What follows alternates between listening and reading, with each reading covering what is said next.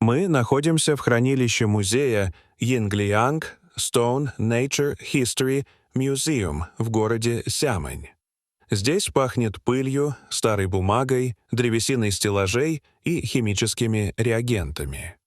Между рядами металлических шкафов, заставленных тысячами безликих коробок с инвентарными номерами, создается ощущение, что время здесь почти остановилось. Внутри этих коробок лежат кости существ, которые господствовали на планете задолго до появления человека. Обычно мы представляем себе великие научные открытия иначе. Под палящим солнцем пустыни, где песок скрипит на зубах, или на ледяных утренних утесах Патагонии, где палеонтолог с киркой в руках, стоя на коленях, освобождает из породы очередной фрагмент древнего скелета. Но одно из важнейших открытий палеонтологии 21 века произошло не в экспедиции и не под открытым небом, а в тишине музейного фонда под равномерное гудение кондиционера. Ровно 10 лет конкретный камень пролежал в картонной коробке под номером, к которому никто не возвращался. Его нашли на юге Китая в слоях позднемеловых отложений. На вид это была обычная конкреция. Красноватая, шероховатая, эллиптическая, размером с крупную дыню. Рабочие приняли ее за геологический мусор. Сотрудники музея оформили находку и отложили, считая ее пустышкой или плохо сохранившейся. Только в 2015 году сотрудник музея Лян Лю во время плановой инвентаризации перед открытием нового зала перебирал пыльные коробки и стряхивал с них слой времени. Он взял камень в руки, и его насторожил вес, слишком легкий для плотного монолита и слишком тяжелый для полости. Он присмотрелся внимательнее и заметил на поверхности под тонким слоем осадочной породы едва различимую трещину. В глубине разлома белело нечто странное. Это был не кварц и не кальцит. Текстура была пористой и органической. Это была кость. В тот момент Лян Лю еще не знал, что держит в руках одну из самых совершенных природных капсул времени. Это был эмбрион оvirапторозавра, позднее названный Baby Yingliang и описанный в журнале iScience. Возраст эмбриона оценивается примерно в 70 миллионов лет из позднего мелового периода. Перед учеными встал выбор, сравнимый с работой сапера перед обезвреживанием боеголовки: расколоть камень механически и почти наверняка уничтожить хрупкое содержимое или оставить все как есть и никогда не узнать правду. Окаменелость представляла собой камень внутри камня. Минерализованная кость эмбриона и порода, заполнившая яйцо за десятки миллионов лет, имели практически одинаковую плотность. Обычный медицинский рентген показал бы лишь мутное серое пятно, поэтому исследователи выбрали третий путь — путь высоких технологий.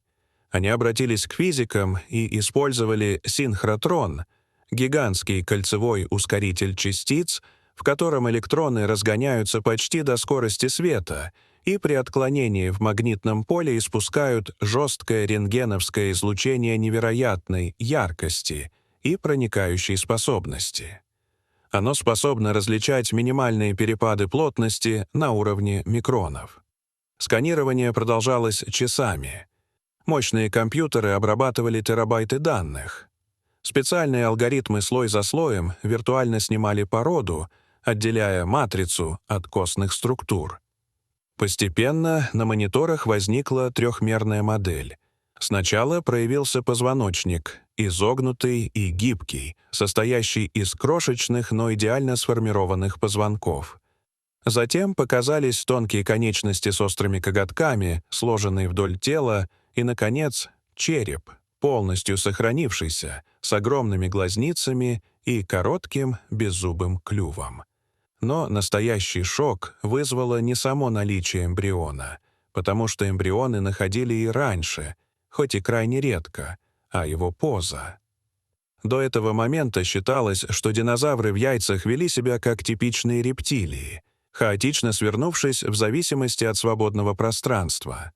Однако этот эмбрион лежал в сложной, строго запрограммированной конфигурации. Его спина была плотно прижата к тупому концу яйца, где располагается воздушная камера, запас воздуха для первого вдоха. Его ноги были поджаты к телу, а голова опущена вниз и спрятана под правую переднюю конечность. Палеонтологи сразу узнали эту позу, потому что видели ее тысячи раз на птицефермах и в инкубаторах. Эта поза называется таккингом. Она является критически важным этапом перед вылуплением. В таком положении птенец направляет клюв к воздушной камере, пробивает внутреннюю мембрану и делает первый вдох легкими, переходя от аллантоисного газообмена к легочному дыханию. Затем, упираясь ногами и мышцами шеи в стенки яйца, он начинает вращаться и разрушать скорлупу изнутри при помощи яйцевого зуба. Без этой последовательности движений вылупление невозможно. Тот факт, что эмбрион оviraptorозавра демонстрирует ту же поведенческую программу, свидетельствует о том, что механизмы рождения птиц сформировались задолго до появления первых настоящих птиц. Параллельно группа исследователей во главе с Ясмин Виман провела анализ скорлупы яиц Oviraptorид из китайских местонахождений и обнаружила в них остатки пигментов протопорфирина и биливердина, тех же соединений, которые окрашивают яйца современных птиц. Результаты этих исследований были опубликованы в том числе в журнале Nature, и оказалось, что яйца динозавров могли быть сине-зелеными или пятнистыми. Это указывает на размещение яиц в открытых гнездах, поскольку камуфляж имеет смысл только при визуальной экспозиции. Следовательно, родители, вероятно, высиживали кладки. Это подтверждается знаменитыми находками овирапторов, обнаруженных в Монголии на собственных гнездах. Ранее их считали похитителями, но теперь их признали заботливыми родителями, погибшими во время защиты кладки от песчаных бурь или внезапных катастроф. Еще одним потрясением стало открытие мягких, кожистых яиц у ранних динозавров, таких как протоцератопсы и мусзавры. Их оболочка оказалась слабо минерализованной и неспособной к полноценной фосилизации, что объясняет редкость находок древних кладок в триасовых и раннемеловых слоях. Это также указывает на то, что твердая кальцифицированная скорлупа возникала независимо несколько раз в разных линиях, что является примером конвергентной эволюции. Для оценки физиологии динозавров ученые применили метод термометрии сгруппированных изотопов, позволяющий определить температуру тела самки в момент формирования карбонатной скорлупы.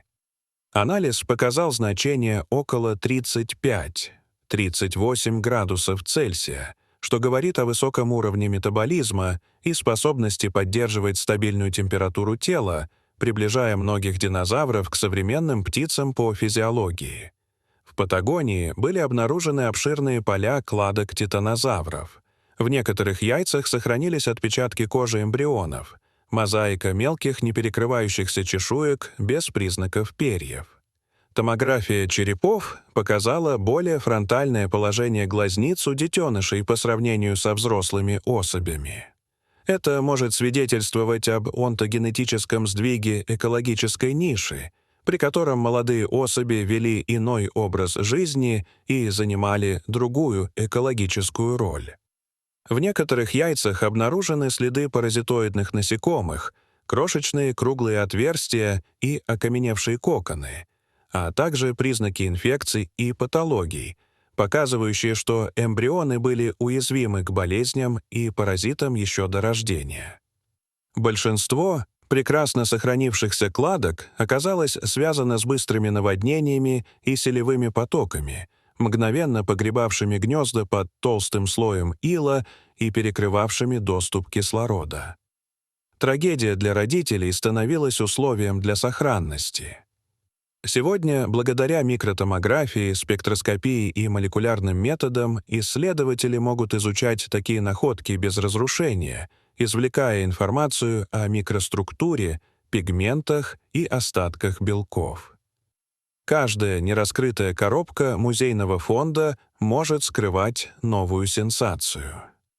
Когда мы смотрим на эмбрион, свернувшийся в птичью позу внутри каменной оболочки, становится ясно, что динозавры не исчезли полностью после падения астероида в районе Юкатана около 66 миллионов лет назад. Птицы являются прямыми потомками теропод. Эволюционная линия продолжилась, изменившись и уменьшившись, но сохранив фундаментальные механизмы развития и рождения. Сегодня каждый голубь на площади, каждая курица на ферме и каждый орел в небе являются живыми наследниками тех существ, которые когда-то откладывали цветные яйца в меловых ландшафтах.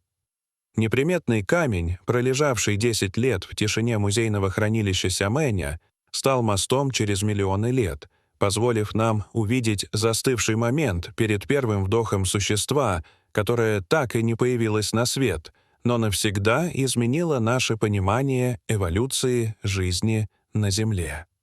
Дорогие зрители, что вы думаете об этой истории? Расскажите, пожалуйста, в комментариях. А если вам понравилось это видео, то ставьте лайк и подписывайтесь на наш канал. До свидания.